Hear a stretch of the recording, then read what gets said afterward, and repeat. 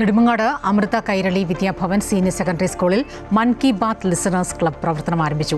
Press information bureau and central bureau of communication south zone director general V Palanichamy ക്ലബിന്റെ ഉദ്ഘാടനം നിർവഹിച്ചു. സ്കൂളിലെ റേഡിയോയായ ശ്രദ്ധ FM-ന്റെ 8ാം വാർഷികത്തിലാണ് മൻ കി ബാത്ത് ലിസണേഴ്സ് ക്ലബിന് തുടക്കമായത്.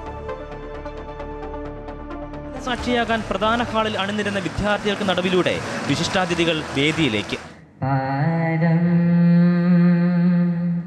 ശിഷ്യസ്വമേധയാ പാരം സദ്ബ്രഹ്മചാരിത്യാ. സ്വാഗതത്തിന്റെ പിന്നാലെ നിറപ്പകിട്ടോടെ ചടങ്ങിന് തുടക്കമായി. സ്കൂൾ റേഡിയോയുടെ 8 വർഷത്തെ വിജയയാത്ര സാഭിമാനം വീഡിയോ വാളിൽ പ്രദർശിപ്പിച്ചപ്പോൾ അഭിമാനം വാനോളം ഉയർന്നു. Amrita Kairali Vidyabavan, no one knew then that this tiny spark would grow into a radiant beacon of creativity, learning and inspiration. Today, that dream resonates through the countless voices as Shraddha FM radio celebrates 8th glorious anniversary. തുടർന്ന് മൻ Ki Baat listeners ക്ലബിന്റെ ഔദ്യോഗിക logo പ്രകാശനം.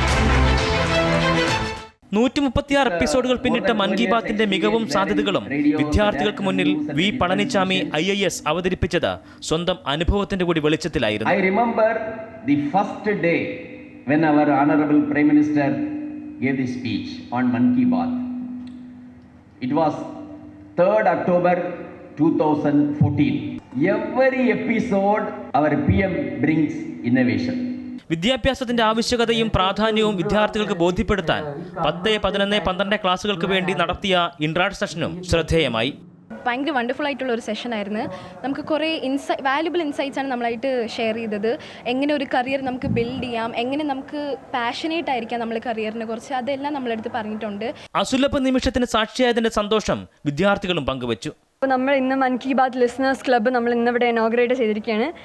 ഞാൻ കഴിഞ്ഞ വർഷം മൻ കി ബാത്ത് കോമ്പറ്റീഷനിലെ വിന്നറായിരുന്നു. ഞാൻ ഡൽഹിയിലേക്ക് പോയിട്ടുണ്ടായിരുന്നു. ഈ ഒരു കോൺസെപ്റ്റ് എന്തുമാത്രം ഇമ്പോർട്ടൻ്റ് ആണ് എന്ന് പേഴ്സണലി എക്സ്പീരിയൻസ് ചെയ്തിട്ടുള്ള ഒരാളാണ്. നരേന്ദ്രമോദിജീൻ്റെ ഓരോ കോൺസെപ്റ്റ്സ് ഉപയോഗിച്ചിട്ട് നമ്മൾ ഓരോ കാര്യങ്ങൾ പറയുമ്പോഴും നമ്മുടെ കമ്മ്യൂണിക്കേഷൻ സ്കിൽ, നമുക്ക് കൂടുതൽ അറിയാനുള്ള ആ ഒരു ആഗ്രഹം, ഇതെല്ലാം കൂടുമെന്ന് എനിക്ക് തോന്നിയിട്ടുണ്ട്. സ്കൂളിലെ റേഡിയോ കൂട്ടായ പരിശ്രമത്തിന്റെ ഫലമെന്ന് ചുമതല വഹിക്കുന്ന അധ്യാപികയും പറഞ്ഞു. ഈ ഒരു വേദി എന്ന് പറയുന്നത് അവരുടെ ടാലൻറ്റ് അതിനെ പോളിഷ് ചെയ്ത് എടുക്കുക എന്നുള്ളതാണ് ഞങ്ങളുടെ ഹോൾ ടീച്ചേഴ്സിന്. Actually it's A team work. ശ്രദ്ധ FM-ന്റെ സംവിധാനങ്ങൾ നേരിട്ട് കണ്ട് വിദ്യാർത്ഥികളെ അഭിനന്ദിച്ച ശേഷമാണ് വി പളനിച്ചാമി IAS മടങ്ങിയത്.